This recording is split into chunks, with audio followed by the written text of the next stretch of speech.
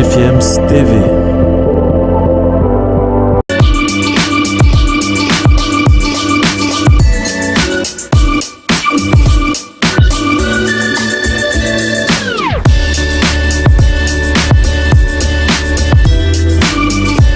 Bienvenue sur GFIEMS TV, nous sommes sur Écho de la Coupe du Monde et on parle donc de cette après-Coupe du Monde Qatar 2022 et le sacre de l'Argentine qu'on connaît aujourd'hui qui est l'équipe championne du monde en ce moment. On va tout de même revenir sur les statistiques, n'est-ce pas, qu'on a noté durant cette compétition avec la France qui a marqué plus de buts donc dans cette compétition. Les Bleus ont inscrit 16 buts tout au long de cette Coupe du Monde.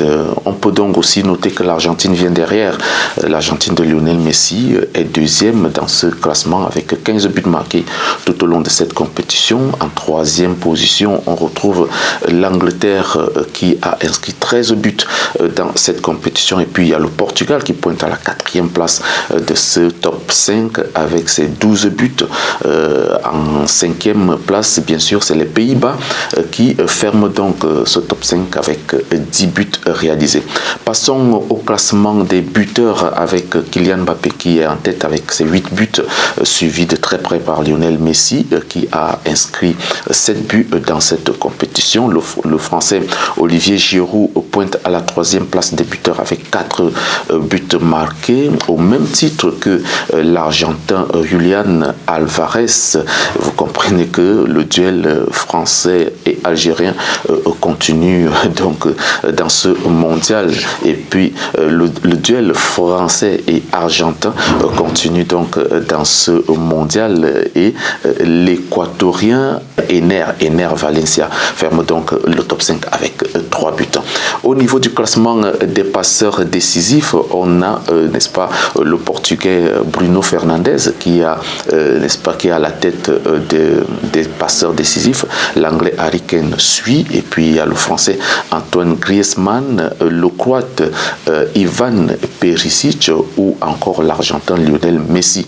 Il faut noter que dans ce classement des meilleurs passeurs, dans ce top 5, tous ont, n'est-ce pas, réalisé 3 passes décisives dans cette Coupe du Monde. Et si on parlait des gardiens de but, les gardiens de but qui ont donc réalisé plus d'arrêts dans cette compétition, on va commencer par le croate Dominic Livakovic qui est donc en tête avec 25 arrêts décisifs dans cette compétition, suivi du polonais Wojciech Szczesny qui a réalisé 23 arrêts décisifs, et puis le néerlandais Andriette Nopper est troisième avec 18 arrêts décisifs. En quatrième position, on retrouve donc le français Hugo Lloris avec ses 17 arrêts décisifs, et puis en cinquième position, c'est le serbe Vanja Milinkovic Savic qui termine donc le top 5 avec ses 16 arrêts. On va aussi parler des joueurs qui ont pris part à cette compétition. Sur les 831 joueurs présents au Qatar pour cet événement, 163 évoluent en première ligue anglaise, soit un ratio de 19,6%, environ 2 fois plus que tous les autres championnats, bien sûr. Et puis en deuxième position, c'est la Liga qui est représentée avec ses 86 joueurs. Vous voyez donc la majorité des joueurs qu'on a vus au Qatar jouent du côté de l'Angleterre. Je marque une petite pause et je reviens derrière pour la suite de ces stats. GFIEMS TV.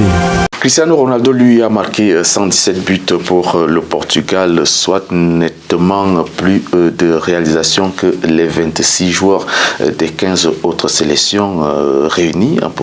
Dans les 15 autres sélections, je vais citer ici l'Australie, le Cameroun, l'Équateur, le Ghana, le Japon, la Corée du Sud, le Maroc, les Pays-Bas, l'Arabie Saoudite, le Sénégal, la Serbie, l'Espagne, la Tunisie, les États-Unis ou les pays de Galles.